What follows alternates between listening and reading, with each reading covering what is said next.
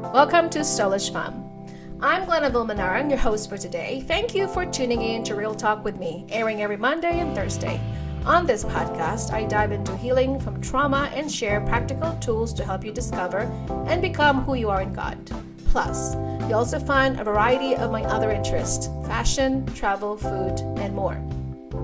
If you're ready to embark on your healing journey, I invite you to check out my online course on Udemy, Mending the Mind and Heart, Healing After Trauma. Thanks for being here.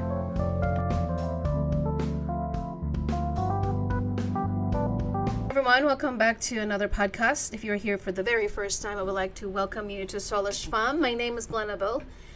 Today's topic is about childhood trauma's manifestation.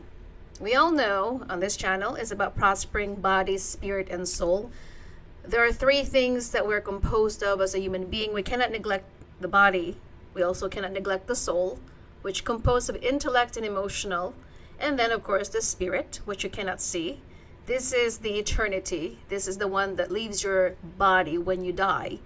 Therefore, when we get married, this is specifically why relationship is very complicated. It is hard.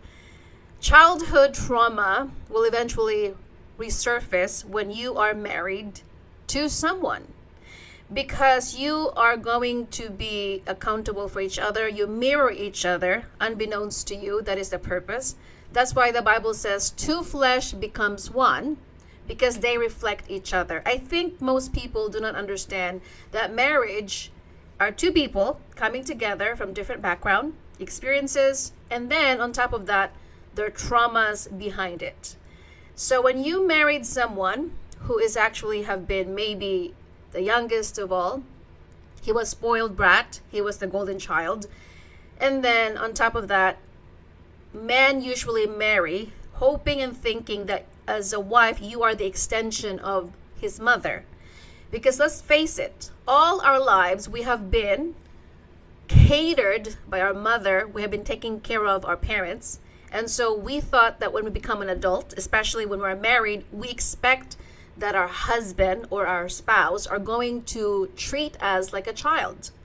However, remember what Corinthians says: when I was a child, I talked like a child, I thought like a child, I reasoned like a child. However, there's a point in our lives, especially when you become a husband or a woman that is married to your husband and you have children, you put away childish things.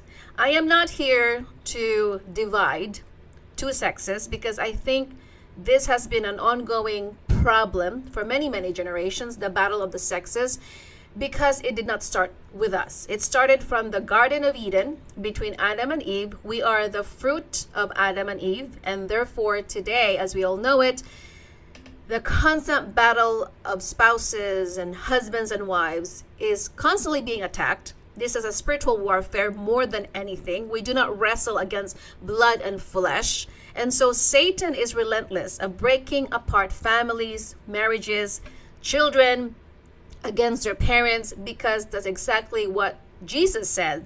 The thief comes in to steal, to kill, destroy. He divides and he conquers.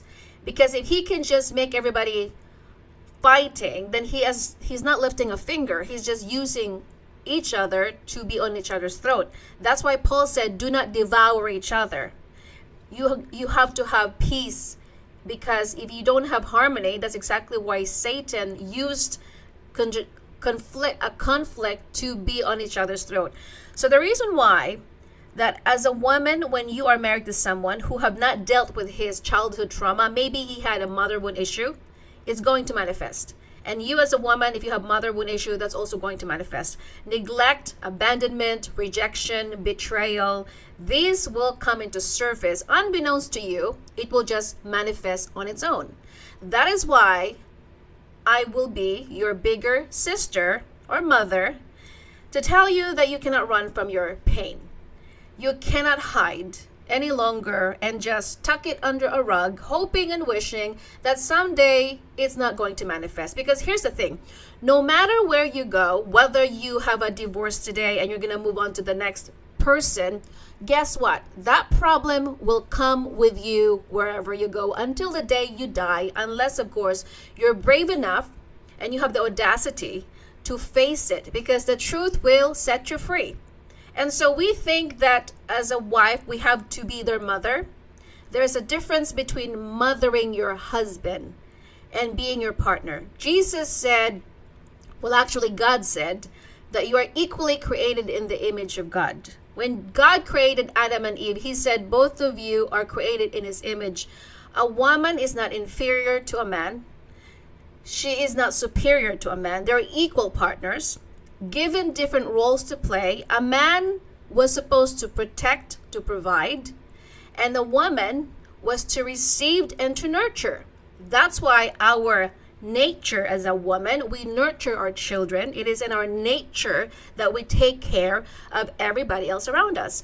But this is why we were not taught how to become husbands, and we were not taught how to become wives, and therefore there's divorce rates in Christianity that is rampant, because no one dare to ask questions of why is it that for so many of us, we grow up thinking that we know exactly what we're doing.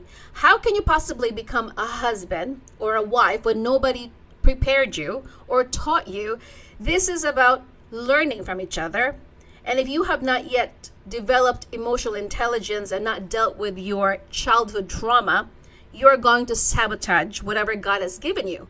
Because that's what Jesus said. The thief comes in to steal, to kill, destroy.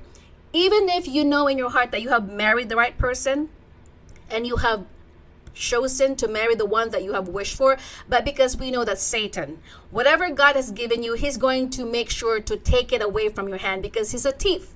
He destroys everything that God has blessed you. That's why Jesus said, be alert, be on guard, because you have an enemy. He is a relentless demon who wants to sabotage, and he wants to destroy every trace or ounce of success that is given to you by God. That's the job of the devil himself.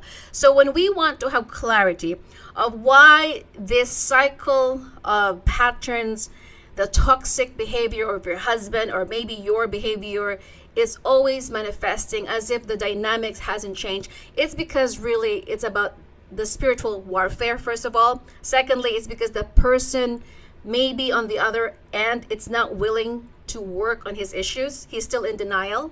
He's still running from the pain because the truth will hurt. That's why people usually numb their pain. They run from their pain because reality hurts. Nobody wants to face the reality. We all want to just be on the dark side and pretend like nothing is going on underneath. Apparently, the more and more you subdue or hide from the truth, it's going to just manifest in anger or some kind of volatility in your behavior. That is why you can no longer hide from the reality. And then, of course, we can also describe that when a man is not willing to step up and being a husband or being a father because nobody told him what a healthy fatherhood looks like or what a healthy husband looks like, because maybe he had a very bad role model. Maybe he was brought up in a family that the dad was passive aggressive. He was not really always involved with their family affairs, that probably he's selfish. Because let's face it, usually men are very selfish. We all know that. Men are just on their head. They don't want to be bothered.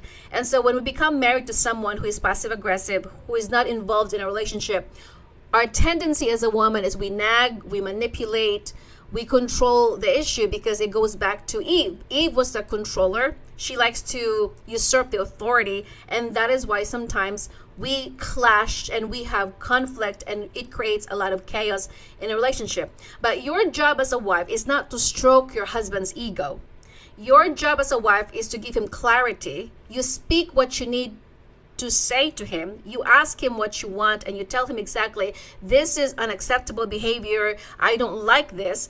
Because the problem with some men, they think that they have a mother. Mothers usually enable their kids. I know that sometimes. I am guilty as such because I have a 12-year-old boy. Sometimes we think that we're protecting our kids by allowing them to behave in toxic dynamics or toxic behavior. When in fact, if we're not correcting the child, they're going to perpetually do the same thing. And then when they grow up, they think that it's acceptable behavior because none of their family was willing enough to correct the child. Honesty is very crucial when you want to make a person grow. You cannot have peace when you cannot speak your truth in love. That's why, even though as a woman, we don't want to ruffle feathers, we want to keep the peace, we don't want to prick our husband's ego. But then again, you realize to yourself that I am not your mother. I am not here to pacify your ego. I am not here to stroke your insecurity. I am your partner. I am your equal partner given to you by God so that you're going to be challenged to man up, step up, and just act the way that you were supposed to do. In Ephesians 5:25, it says, husbands, love your wives, just as Christ loved the church and gave himself up for her to make her holy, cleansing her by the washing with water through the word, and to present her to himself as a radiant church without stain or wrinkle or any other blemish, but holy and blameless. In the same way, husbands ought to love their wives as their own bodies. He who loves his wife loves himself.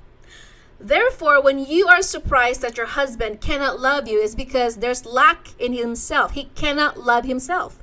He has not yet developed a love for himself. Now, I'm not saying that you must be a narcissistic prick, because we all know some men are narcissists, but this is a deeper kind of love. This love is sacrificial. This love is not selfish. It does not ego. It doesn't drive by ego, me, myself, and I. That is not the kind of love that it talks about here. When you say something about love, love is what? Patient, kind. It does not demand its own way. Love does not boast. Love excels all things. It expels all fear. Love is actually the force of the will. It is the will. It's not emotion, according to C.S. Lewis. Love is an act of the will. It is not based on my feelings today, because if love is based on feelings, everyone on this planet would be divorced by now. Isn't it sad that Indian people, they don't even read the Bible, and they're not even Christians and fear the God that we serve, which is Jesus Christ. They don't really believe in divorce. But here we are, Christians have more divorce rates than them. Isn't it ironic? We claim to love Jesus and love God. That's exactly what Jesus said. They love me with their mouth, but their heart is not in it. They're actually Christians who just like to talk. But when it comes to doing the word of God, we are lacking in it. That's why Jesus said, to those who love me, they do my word. But apparently, because the church has not yet been talking and discussing how important marriage is, because if marriage is not important, Satan would not attack it. He would not even bother attacking marriages. Why is it that every single time marriages is being attacked? Because Satan knows the importance of solidarity, the importance of the marriage between a husband and wife, because the children who doesn't have family, the generational curse will continue on forever and ever. That's why many children are messed up. They cannot trust people. They have a lack of trust in themselves and other people because of the break of marriage. And that's why the devil is relentless of pursuing and breaking family apart. And how many fatherlessness have ruined the children's of lives? And we are not even talking about this because, of course, no one is willing to talk about the elephant in the room.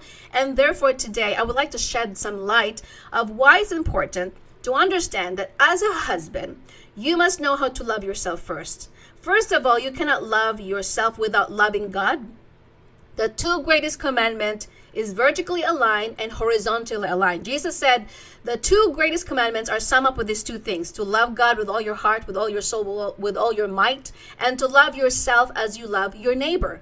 Therefore, if you think that you can love yourself and without loving God first, you can't. Because how can you possibly know the depth and the height and the width of the love of God when you have not yet experienced it? Because you thought that loving the world is just superficial. You look around you, you thought that buying more stuff, accumulating more things, pursuing dreams and goals, that is love. Or people are giving you some kind of a lie to your face because you just want to be pleased or you want to be stroked by your ego. That is not love. When people cannot speak to you in truth and you're so afraid of understanding why they need to say those things, you're going to be stagnant. If you cannot accept the truth because you are complacent or you're afraid of accepting reality that you have been doing it wrong and you're not teachable, you actually have an ego problem. And we all know that the father of all lies, he is a prideful prick. Satan was prideful, and that was his downfall. That's why God said, I resist the proud, I give grace to the humble.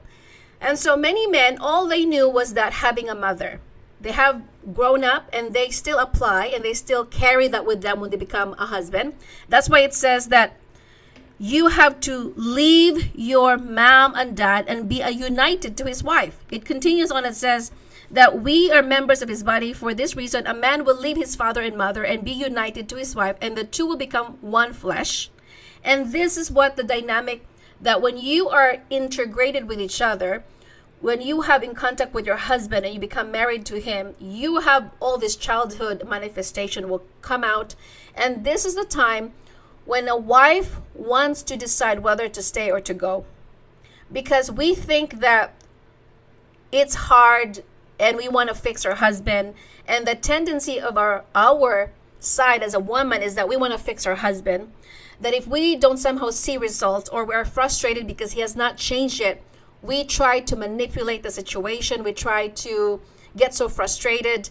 That is actually where God told me to let go and let him be the God of this person's life. As a woman, your job is to do your job as a wife, whatever that may be, to cook, to clean, to take care of your children and your husband, and to have a life outside your marriage. I don't know why some women usually think that I am now married, I am going to just revolve my life around my husband and my children, and I'm going to forsake my passions and my goals for the sake of being married or being a wife. And then the moment that they have no longer their children in their home, they are lost, they are depressed, they don't know what to do with themselves. They are so lost touch of their own identity that over time it really creates a lot of depression in women. And this is why we are seeing women that cannot speak the truth in love have arthritis, multiple sclerosis, they have breast cancer, ovarian cancer. These are the triggers of your body because you have no boundaries. You cannot say no. You have been taking care of everybody around you except yourself, because for some reason society has conditioned us to think that as a woman you have to carry the load, you have to do everything, show up for everybody, and then put yourself aside. Even Jesus, even though he was a God, full God, he rested. He went outside. He actually retreated on the mountaintops to rest. So you as a woman, as a wife, it's not your job to always take care of everyone around you, cater to their needs. And if you are not taking care of yourself, who takes care of you when you get sick? Nobody really does take care of you when you get sick, because most people are selfish. They're self-centered. However, there is a boundaries that we must draw as a woman, that sometimes we have to step back and let the freaking ship fall apart and let the freaking house just destroy itself when people are not stepping up and contribute and see or appreciate what you have been doing. Because sometimes the more and more you are available for people, the more and more you give your time, your energy, your effort, and somehow they don't really appreciate, and they're naggers, or they are complainers, and they are bitter, and they're actually resentful. Sometimes you just have to disappear and live your life, because you cannot always be respected just because you're easily accessible and available. We thought as a woman that the more and more I show up and the more and more I give, surely they're going to love me more and respect me more. Apparently, human is not designed that way. The more and more you give and you show up, the more and more less valuable you become, because it is given. You give it freely. The things that you don't give freely, it's only limited time, only scarcity. There is more value. There is more appreciation, because you know what? You know exactly that you're the person that you cannot be taking advantage of anymore. Because that's the time when you know that this is actually getting too much. And when you get to the point that you have always felt like you've always given, it's one-sided love, no matter what you do, it's never enough. It's because we as a woman, we're conditioned that I must be always with my husband, I must always be, taking care of his needs. As I said, you are not his mother. You are his wife. If your husband wants to be a husband and ask to step up and he wants to be the husband, he should lead, because that's supposed to be his role, is to lead the relationship in a healthy way. However, we all know that some men, they use that role to manipulate women or to control women in a wicked way. They become controller and abuser, and this is why we also have to say no, this is actually unacceptable. So we all know that when we become a wife, we also have a job, not just in a home or to keep our home clean and tidy and organized, but also we bring peace and harmony. But it all comes down to really knowing what you're about, your standard, your boundaries, especially when you live with your in-laws, because marriage is already complicated. You married two people together, as I said earlier, we come from different backgrounds, your experiences. On top of that, you have baggages that you have to deal with, and then you have children on top of that, and then you have to live with your in-laws that you cannot get along with sometimes because they bring havoc to your relationship more than peace. And especially when you are married to a person who is a golden child, who was not trained to becoming a man, you're gonna suffer as a woman, especially when you have in-laws sometimes that's in your business who doesn't have respect of your boundaries. And that is why sometimes as a woman, we always suffer internally. We always suffer and we don't really speak about it because society has somehow deemed that you should not speak bad about your in-laws or your son, your husband's parents. It's not that you're disrespecting them, but sometimes it's never really ideal to live with in-laws. I'm not saying that you shouldn't support these people or being with them if they don't have nowhere else to go. But the problem is when the in-laws and your husband priority is convoluted, and that's why the Bible is clear. The husband must cling to the wife. It's not about physical. It is about priorities and emotional. I'm not suggesting that you should neglect your parents, but I'm suggesting is when you actually going to take sides instead of neutral, instead of being the husband over your wife, you have not yet let go of being a boy. You are still clinging to your old ways, your identity of being a boy instead of being a husband and being a father, and you have a different family. And that's why the dynamics is now convoluted. It creates chaos, it creates conflict. And as I said, this is a lot of problem in a women. They don't know where to put themselves. They don't know where to stand. And majority of women, they feel as though they're isolated, they're alone, nobody understands them. But this is common more than you think. I think many women who suffers in secret, in silence, because they have no voice to speak out, especially when they're single-handedly being disrespected in the family and their voice is not being heard. And that is why you must set boundaries. You must sometimes step back, step away, and live your life. And show these people that you are not their object, you are not their possession, you are not their maid, you have a life of your own. If they don't see that, it's actually their loss, not their own. Because sometimes we have to teach people how we want to be treated.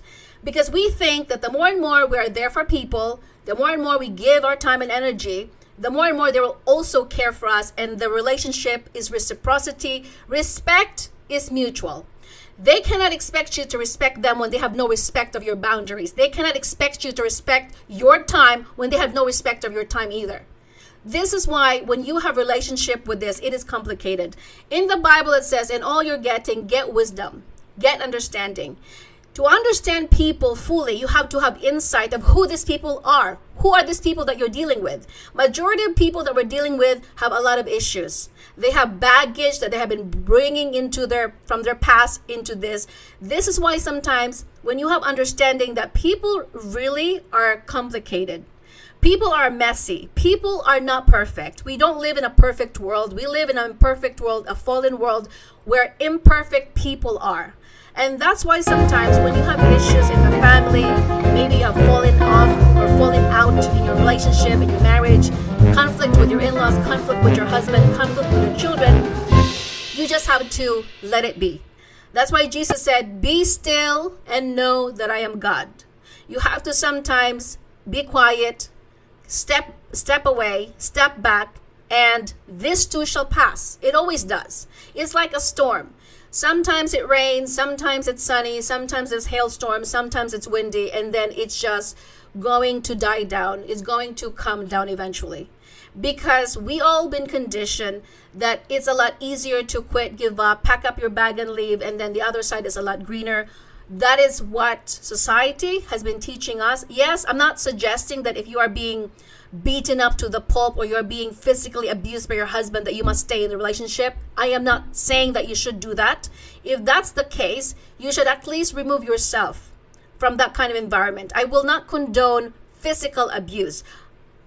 On the other hand, if this is just about talk and you guys talking with each other and it's about, berating each other, and then both of you have this really passion, you can still resolve that kind of issue. But when it comes to other things, though, that is affair, when having an affair with there's infidelity involved, you should not condone that kind of behavior. When there's infidelity involved, when a person has been tried that he is cheating on you left and right, that is not you cannot save that marriage anymore, I think, because the trust has been ruined and you cannot really have a foundation that based on lies and the trust. How can you possibly build a life with a person who is constantly cheating on you and having infidelity?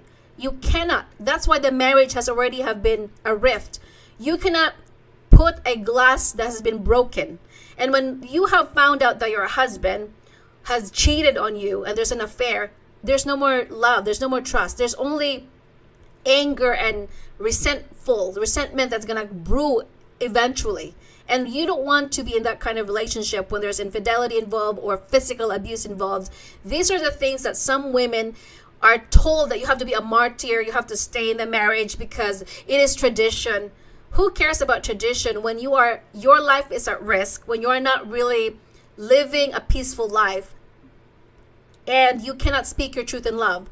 Even though the Bible is clear, it says open rebuke is better than a secret love. I rather want to tell you the truth because I want you to grow up. I want you to step up, to man up, instead of cajoling and caressing your ego, instead of stroking your insecurity. I'm not going to do that because, as I said, I am not your effing mother. I am not here to sugarcoat things. I'm here to make you understand that you are better than this, that you are capable of doing this, because men love challenges. When you don't challenge a man, they're going to stay stagnant. They're not willing to grow up and man up. They're just going to be like a little boy. And next thing you know, they're never going to have the greatest potential. And we all know in history, men that achieve a lot of great things because they have a great women backing them up. These women were strong women. These women were straightforward. They were not afraid to rattle their ego. They're not afraid to shake the status quo. And we need more women who can speak the truth in love to their husband, to guide them, to wake them up because they're still asleep as a boy. That's why we too have two Adams. The one Adam is asleep. He was the Adam who was just watching idly. The serpent was talking to Eve instead of protecting the woman. He just watched it all went down from there. And then the second Adam is Jesus, awake. And Jesus was resurrected from the dead. He actually bore our griefs and sorrow. He carried the cross. Tell me the kind of a man that you should choose from. I think Jesus was so manly that he was able to carry a cross that is so heavy on his shoulder for how many miles from the point where he was flogged and he was beaten up and stricken, and then he went all the way to the Calvary to finish the race. That is a manly man. And he was able to defend women. He was not a masochist. He was not a sexist. He was a man who actually was able to protect women. He loved women dearly as much as he also loved men in a way that is healthy. He guided disciples, the fishermen, and he was able to make disciples of them. And this is where the divide is. If many men would just wake up and be more like Jesus and know exactly why they're here in the first place, is to protect, to provide, and to actually protect women and children, we will have a better lives. But because we have a lot of toxic men in our generation, we have a lot of asleep men who have not yet grown up in the head. And this is where the divide is, because they thought that when you become married to your wife, they were the extension of your mother. In fact, she's not the extension of your mother. She is your wife, your iser kenegdo. She is equally your helper. You both contribute something. You complement each other, that if you work together in harmony, you will create a better life for yourself. But many men do not understand this because, as I said, the church have failed. Nobody taught us how the two people should come together as a one in flesh.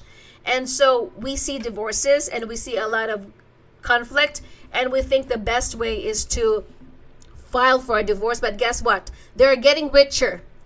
Alimony, child support, that's the freaking system for you.